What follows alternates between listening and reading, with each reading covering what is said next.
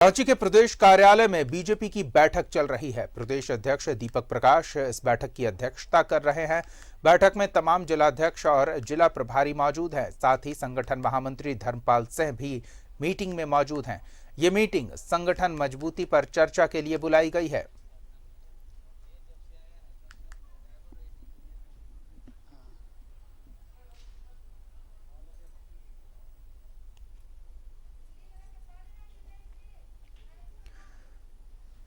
तो बीजेपी संगठन मजबूती पर फोकस कर रही है। बीजेपी के प्रदेश अध्यक्ष दीपक प्रकाश तमाम जिलाध्यक्षों के साथ संगठन की मजबूती और संगठन विस्तार को लेकर संभावनाओं पर बातचीत कर रहे हैं।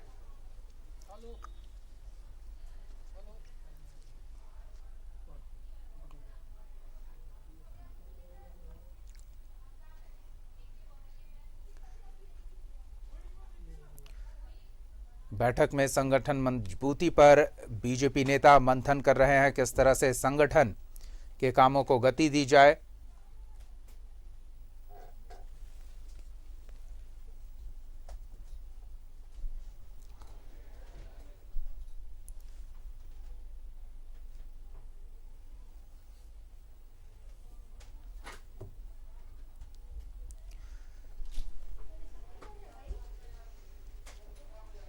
इधर प्रोजेक्ट भवन में मुख्यमंत्री की अध्यक्षता में राज्य आपदा प्रबंधन प्राधिकार की बैठक चल रही है। स्वास्थ्य सुरक्षा सप्ताह को लेकर अब तक जो स्थिति बनी उसकी समीक्षा की जा रही है। आगे किस तरह से सावधानी बरतने की जरूरत है और कितनी छूट और देने की जरूरत है, इन मुद्दों पर मंथन चल रहा है। स्वास्थ्य सह आपदा प्रबंधन मंत्री बन्ना गुप्ता और तमाम विभागीय अधिकारी इस बैठक में मौजूद हैं। और अधिक जानकारी के लिए सीधे रुख करेंगे हमारे सहयोगी विपिन का और उनसे जानेंगे क्या कुछ इस बैठक का मुद्दा है और क्या जानकारी मिल पा रही है। जी विपिन। जी देखिए, झारखंड राज्य आपदा प्रबंधन प्राधिकार की बैठक मुख्यमंत्री की अध्यक्षता में झारखंड मंत्रालय में शुरू हो चुकी है और इस बैठक में राज्य के स्वास्थ्य एवं आपदा प्रबंधन मंत्री जो कि इस प्राधिकार के उपाध्यक्ष होते हैं बन्ना गुप्ता, वो भी मौजूद है। साथ ही साथ जो विभागीय सचिव इस प्राधिकार के सदस्य हैं, तमाम लोग यहाँ मौजूद हैं। और इस बैठक में इस बात को लेकर चर्चा चल रही है कि 17 तारीख के सुबह 6 बजे तक जो स्वास्थ्य सुरक्षा सप्ताह की मियाद है उसको आगे बढ़ाना अगर है सरकार को तो वो कब तक के लिए बढ़ाया जाएगा और क्या कुछ नई छूटें राज्य की सरकार दे सकती है। जो जानकारी मिल रही है कि जो एक वीकेंड कर्फ्यू बीते शनिवार से सोमवार की सुबह तक के लिए लगाया गया था उस पर पुनर्विचार किया जा सकता है। इसके अलावा कई नई छूट राज्य की सरकार देने की तैयारी में, जिस तरह से बातें आ रही है कि जिम वगैरह सरकार खोलने की इजाजत दे सकती है, रेस्टोरेंट में सीटिंग कैपेसिटी जो है वो 50% करके बैठकर खाने की इजाजत भी दे सकती है। क्योंकि जिस तरह से कोरोना संक्रमण का दायरा लगातार घटा है, जिस तेजी से झारखंड का रिकवरी रेट बढ़ा है और जिस तरह से अगर बात की जाए तो राज्य की अर्थव्यवस्था को किस तरह से पटरी पर लाया जाए, इन तमाम चीजों को लेकर लगातार सरकार की कवायद चल रही थी। जिस तरह से 22 अप्रैल से झारखंड में कोरोना संक्रमण के चैन को तोड़ने के लिए स्वास्थ्य सुरक्षा सप्ताह राज्य की सरकार ने लागू कर रखा है, उसका सीधा असर झारखंड के आम जनजीवन पर भी देखने को मिला है कि किस तरह से जब अप्रैल का महीना था या फिर मई के मिड तक जिस तरह से कोरोना के संक्रमण का दायरा लगातार बढ़ रहा था, बेड की किल्लतें हो रही थी, ऑक्सीजन का अभाव था, लेकिन इस बीच मुख्यमंत्री ने जिस तेजी के साथ तमाम चीजों पर मॉनिटरिंग की, खुद सामने से आकर हर चीज पर मुख्यमंत्री लगातार पहल करते रहे और उसी की एक कड़ी थी कि स्वास्थ्य सुरक्षा सप्ताह के रूप में झारखंड को एक तरह से कहा जाए तो कोरोना के संक्रमण से लड़ने के लिए एक हथियार के तौर पर राज्य की सरकार ने इस्तेमाल किया और उसका ही ये नतीजा है कि तकरीबन आज लगभग 98% जो है वो झारखंड का रिकवरी रेट हो चुका है। और बीते एक सप्ताह के कोरोना संक्रमण के रिपोर्ट्स को भी देखेंगे तो अपने आप में बताने को काफी है कि किस तरह से झारखंड ने तेजी से इस संक्रमण की लड़ाई को लड़ा है और जीतने के कगार पर पहुंचा। और जिस तरह से अगर बात की जाए तो बीते सप्ताह जब बैठक हुई थी तो कुछ नई छूटें सरकार ने दी थी कि 4 बजे तक दुकानें जो थी वो खोलने की इजाजत सरकार की तरफ से दी गई। राजधानी समेत 23 जिलों पे कपड़े, ज्वेलरीज, फुटवेयर के दुकान खोलने की इजाजत दी गई।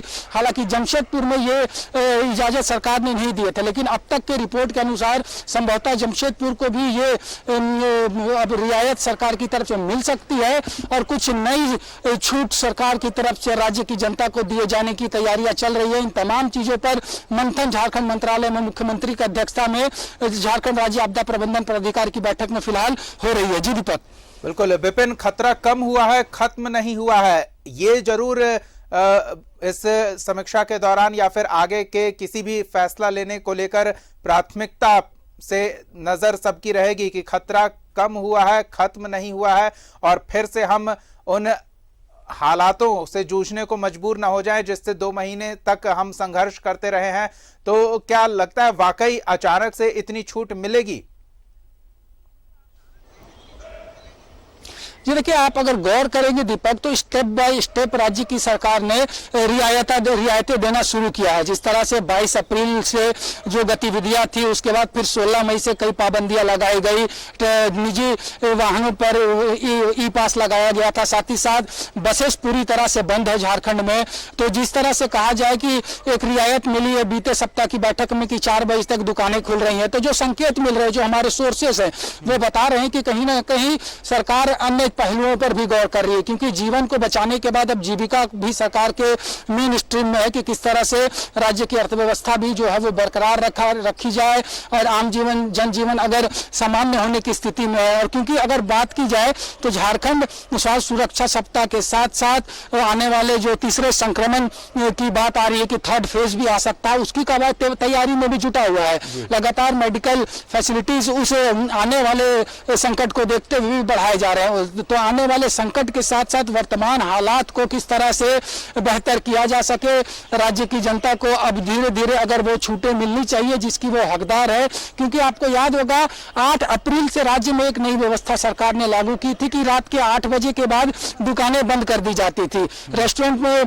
50% सीटिंग थी। एजुकेशन सेक्टर जो है पूरी तरह से बंद किया जा चुका था। तो जिस तरह से लगातार तेजी से वैक्सीनेशन बढ़ रहा है, संक्रमण का दायरा घट रहा है, तो ऐसे में एक उम्मीद जागी है कि कुछ और नई छूट सरकार देगी। इतना जरूर है कि एजुकेशन सेक्टर में फिलहाल कोई रियायत नहीं मिलने जा रहा है, लेकिन ये जरूर है कि जिम्स हो गए या फिर रेस्टोरेंट वगैरह में जो पाबंदियां है, संभवतः इस पे कोई निर्णय राज्य की सरकार इस आपदा प्रबंधन प्राधिकार की बैठक में आज ले सकती है। नजर बनाए रखे विपिन। फिलहाल इन तमाम अपडेट्स के लिए बहुत बहुत धन्यवाद। तो राज्य आपदा प्रबंधन प्राधिकार की बैठक चल रही है। मुख्यमंत्री हेमंत सोरेन, स्वास्थ्य एवं आपदा प्रबंधन मंत्री बन्ना गुप्ता और तमाम विभागीय अधिकारी मौजूद हैं। संभावना है कि सरकार आने वाले दिनों में कुछ और छूट की घोषणा कर सकती है।